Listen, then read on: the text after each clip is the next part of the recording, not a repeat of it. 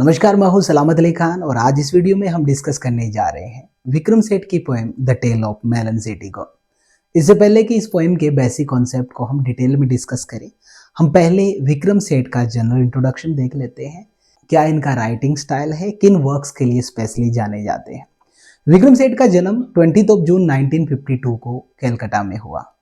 India के जितने भी कंटेम्प्रेरी राइटर्स हैं जो वर्सेटाइल राइटर्स के रूप में जाने जाते हैं, उनमें से एक विक्रम सेठ को जाना जाता है। इनकी वर्सेटैलिटी इससे शो होती है कि एक पोइट होने के साथ साथ एक नॉवेलिस्ट भी है। पोएम जो हम देखेंगे the tale of melon city, ये एक पोएम है, तो जाहिर सी बात है ये एक पोइट तो अच्छे है ही। और जो हम इनका कलेक्शन देखेंगे मैपिंग्स, जो इनका पहला पोइट्री कलेक्शन है, तो वो इन्हें एज ए ग्रेट पोइट के रूप में एस्टेब्लिश करता है। लेकिन इनको जो वर्ल्ड वाइड फेम जो मिली है वो इनके नॉवल से मिली हुई है, तो ये एक ग्रेट नॉवेलिस्ट के रूप में भी जाने जाते हैं। इसके साथ साथ ये एक ट्रेवल राइटर है। जो इनका वर्क है मैपिंग्स, जिसमें the tale of melon city publish हुई है, उसमें इन्होंने अपने ट्रेवलिंग एक्सपीरियंस जो है उनको भी शेयर किया है।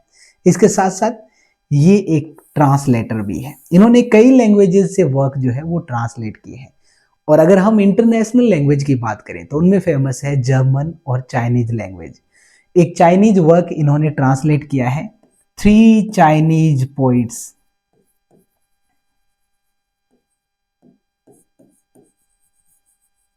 तो इनसे इनकी वर्सेटिलिटी शो होती है कि ये ग्रेट पोइट भी है, नॉवेलिस्ट भी है, ट्रांसलेटर भी है और ट्रेवल राइटर भी है। इनके जो वर्क जाने जाते हैं वो ग्रेसफुल लैंग्वेज के लिए जाने जाते हैं। बहुत ज़्यादा टिपिकल लैंग्वेज यूज नहीं करते हैं, बड़ी कन्वर्सेशनल और इजी लैंग्वेज यूज करते हैं। इसके साथ साथ विट के लिए जाने जाते हैं, मतलब इजी और कन्वर्सेशनल लैंग्वेज में भी ये एक सीरियस मैसेज छोड़ते हैं। इसके साथ साथ डीप अंडरस्टैंडिंग जो है ह्यूमन नेचर की, उसके लिए ये जाने जाते हैं। तो इस प्रकार से हमने देखा कि Vikram Seth as a great poet के रूप में भी जाने जाते हैं, ग्रेट नॉवेलिस्ट के रूप में भी जाने जाते हैं। इसके साथ साथ ये ट्रेवल राइटर है, ट्रांसलेटर है। और इनकी पोइटिक वर्क के अंतर्गत जब हम लैंग्वेज देखेंगे तो बड़ी ग्रेसफुल होगी। इसके साथ साथ उसमें हमें विट, ह्यूमर, आयरनी देखने को मिलेगा और ह्यूमन नेचर की जो डीप अंडरस्टैंडिंग है वो इनके वर्क्स में हमें देखने को मिलती है। अब हम बात करते हैं इनके पहले पोइट्री कलेक्शन की, जो है मैपिंग्स, और इसी में अपनी the tale of melon city publish हुई है। इस कलेक्शन का नाम मैपिंग जो है वो मैप से बना है। और ये जो कलेक्शन है वो एक मैप क्रिएट करता है विक्रम सेठ के एक्सपीरियंसेस का। इसमें हमें उनकी ट्रेवल्स तो देखने को मिलेगी ही, इसके साथ साथ हमें उनके इमोशंस, थॉट्स और सबसे इंपॉर्टेंट रिलेशनशिप्स, ये हमें देखने को मिलते हैं। ये एक ऐसा मैप तैयार करता है जिसमें हमें विक्रम सेठ का इनर वर्ल्ड भी देखने को मिलता है और आउटर वर्ल्ड जो वो खुद ऑब्जर्व करते हैं वो हमें देखने को मिलता है। तो ये है पहला कलेक्शन। इसके बाद दूसरा कलेक्शन है इनका द हम्बल एडमिनिस्ट्रेटर्स गार्डन। अगले साल ये पब्लिश हुआ था। उन दोनों कलेक्शन ने इन्हें एज ए पोइट एस्टेब्लिश कर दिया था, as a poet of originality और क्लैरिटी। ये दोनों इनकी पोइट्री में देखने को मिलती है। अब इनको जो वर्ल्ड वाइड फेम जो मिली है वो इनके नॉवल ए सूटेबल बॉय के लिए मिली है। और इसकी ये खासियत है कि इंग्लिश लिटरेचर में जितने भी लॉन्गेस्ट नॉवेल है उनमें से एक इसे भी जाना जाता है। लेकिन अगर हम सिंगल वॉल्यूम की बात करते हैं ना, तो सिंगल वॉल्यूम में ये सबसे बड़ा नॉवेल माना जाता है। इस चीज को ध्यान रखिएगा। तो ए सूटेबल बॉय जो है इनका सबसे फेमस नॉवेल जाना जाता है। इंटरनेशनल लेवल पर इस वर्क को फेम मिली है। और अभी इन्होंने अनाउंस किया था अ सूटेबल गर्ल, जो इसका सीक्वल था। हालांकि ये अभी तक पब्लिश नहीं हुआ है, हालांकि इन्होंने अनाउंस कर रखा है। उम्मीद है कि जल्दी हमें सूटेबल गर्ल जो है वो भी पढ़ने को मिल सकता है। तो ये है इनका सबसे फेमस नॉवेल। अब अगर हम इनके राइटिंग स्टाइल की बात करते हैं तो वो इनका राइटिंग स्टाइल जो है वो सिंप्लिसिटी के लिए तो जाना जाता है। इसके साथ म्यूजिकल रिदम भी इसमें देखने को मिलता है। जो हम the tale of melon city पढ़ेंगे जिसमें राइमिंग कपलेट्स है, एक सिंग सॉन्ग जो रिदम है वो हमें देखने को मिलती है। इसके साथ साथ आयरनी देखने को मिलती है। The tale of melon city में हम एक आयरनिक ट्विस्ट देखेंगे। इसके साथ साथ इमोशनल डेप्थ इनके वर्क्स में देखने को मिलती है। इनकी यूनिक क्वालिटी जो इन्हें बाकी राइटर से अलग बनाती है वो ये है कि ये प्रोज में भी लिखते हैं और वर्स में भी लिखते हैं। जो हम इनका वर्क देखते हैं the tale of melon city, ये एक स्टोरी फॉर्म में लिखा गया है लेकिन लिखा गया वर्स में है। जो इनका हम नॉवल देखेंगे द गोल्डन गेट, वो कंप्लीटली वर्स में लिखा गया है। तो ये है इनकी सबसे बड़ी क्वालिटी। इसके साथ साथ प्रोज में तो लिखते ही हैं, जैसे हम सुटेबल बॉय जो इनको वर्ल्ड वाइड फेम दिलवाई है वो प्रोज में ही लिखा गया है। इसके साथ साथ ये एक ब्लेंड करते हैं ह्यूमर का, किसके साथ, सोशल ऑब्जर्वेशन के साथ। The tale of melon city में हम देखेंगे कि किस प्रकार से एक पॉलिटिकल सेटायर यूज किया गया है, किस प्रकार से पॉलिटिकल सिस्टम को क्रिटिसाइज किया गया है, लेकिन एक सीरियस मैसेज भी बड़े एक ह्यूमर के साथ ये प्रोवाइड करवाते हैं, जो हमें the tale of melon city में भी देखने को मिलेगा। हम बात करते हैं इनके फेमस नॉवेल्स की। पहला नॉवल है इनका द गोल्डन गेट। ये बेहद इंपॉर्टेंट है, ध्यान रखिएगा।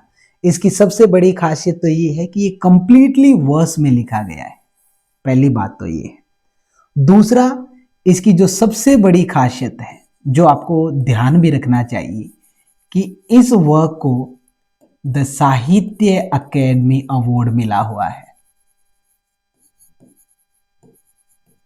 लेकिन इनके सबसे फेमस नॉवेल की बात करें तो वो है अ सूटेबल बॉय। 1993 में ये पब्लिश हुआ था। इसकी सेटिंग जो है वो पोस्ट इंडिपेंडेंस इंडिया है, 1950s का इंडिया इसमें दिखाया गया है। अब ये नॉवेल इतना फेमस है तो मैं थोड़ा सा इसके बारे में आपको बता दूं कि आखिर इसमें है क्या। एक लड़की है जिसका नाम है लता मेहरा, ये है इसकी मेन कैरेक्टर, और उसकी मदर जो है वो उसके लिए सूटेबल बॉय ढूंढना चाहती है। अब ये यूनिवर्सिटी में पढ़ती है और यूनिवर्सिटी में एक मुस्लिम लड़के कबीर दुरानी से इसकी मुलाकात होती है और वो उससे प्यार करने लग जाती है। मतलब ये पहला लड़का है जिससे वो प्यार करती है। ये जो है हैंडसम है और यूनिवर्सिटी का टॉप क्रिकेटर है, तो जाहिर सी बात है कि उसकी पर्सनैलिटी से ये इम्प्रेस होती है। लेकिन जैसे कि हालात जो है, इस नॉवेल की सेटिंग जो है वो 1950s के आसपास है, जब भारत और पाकिस्तान का विभाजन हुए थोड़ा ही टाइम हुआ था। और जाहिर सी बात है कि ऐसे में एक हिंदू फैमिली एक मुस्लिम लड़की को स्वीकार नहीं करेगी। लता मेहरा के सामने ये धर्म संकट है कि वो एक मुस्लिम लड़के से शादी करके अपने लव को कंप्लीट करे या अपनी फैमिली की जो एक्सपेक्टेशन जो है उस पर खरी उतरे। आखिरकार वो अपने लव को रिजेक्ट करती है और अब उसकी लाइफ में दो नए लड़के आते हैं। एक का नाम है अमित चटर्जी और दूसरे का नाम है हरीश खन्ना। अमित जो है वो एक पोइट है, ये क्लब में जाना पसंद करता है। हरीश जो है वो एक शू फैक्ट्री एस्टेब्लिश करता है, एक हार्ड वर्किंग पर्सन है। लता मेहरा अमित से शादी करना चाहती है, लेकिन अमित को किसी भी प्रकार से शादी में इंटरेस्ट नहीं है। ये अपना स्वतंत्र जीवन जीना चाहता है, एक आलसी प्रवृत्ति का ये। अब तीसरा जो सुटेबल बॉय है वो है हरीश खन्ना, जो एक शू फैक्ट्री एस्टेब्लिश करता है। अपने फ्यूचर की सिक्योरिटी के लिए लता मेहरा हरीश खन्ना से शादी करती है, लेकिन उसका लव जो है वो इनकम्प्लीट ही रहता है। तो इस प्रकार से ये है इसकी स्टोरी। तो इस नॉवल में पॉलिटिक्स, फैमिली और लव, इन चीज़ों के इर्द गिर्द ये नॉवल की जो थीम है वो घूमती है। तो ये काफ़ी फेमस नॉवल इनका हुआ है। विक्रम सेठ ने अनाउंस किया है कि इसका सीक्वल जो है अ सूटेबल गर्ल वो भी जल्द आएगा, लेकिन अभी तक वो लॉन्च नहीं हुआ है। अगला इनका फेमस नॉवल है वो है एन इक्वल म्यूजिक, जो वेस्टर्न क्लासिकल म्यूजिशियन है उनकी लव स्टोरी पर बेस्ड है। एक लड़का है जिसका नाम है माइकल, जो एक वायलिनिस्ट है, वायलिन बजाता है। उसे प्यार होता है एक जूलिया नाम की लड़की से, जो कि एक पियानिस्ट है। दोनों ही क्लासिकल म्यूजिशियन है। दोनों को आपस में प्यार हो जाता है, लेकिन किसी मिसअंडरस्टैंडिंग की वजह से दोनों अलग हो जाते हैं। एक लंबे अंतराल के बाद माइकल का सामना एक बार फिर जूलिया से होता है, लेकिन इस वक्त जूलिया जो है वो मैरिड है। लेकिन वो पुराना प्यार दोनों में वापस जो है वो जागृत हो जाता है और वो दोनों एक दूसरे से मिलने लगते हैं।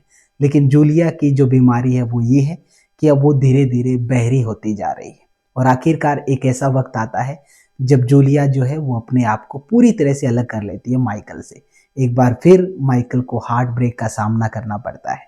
तो ये है इसकी स्टोरी अनइक्वल म्यूजिक की। तो इस प्रकार से ये है विक्रम सेठ का जनरल इंट्रोडक्शन। फिलहाल इस वॉल्यूम में इतना ही, मिलते हैं हम इसके नेक्स्ट पार्ट के साथ जब हम डिस्कस करेंगे the tale of melon city इस पोएम का जनरल इंट्रोडक्शन। तो तब तक के लिए दीजिए इजाजत, शब्बा खैर।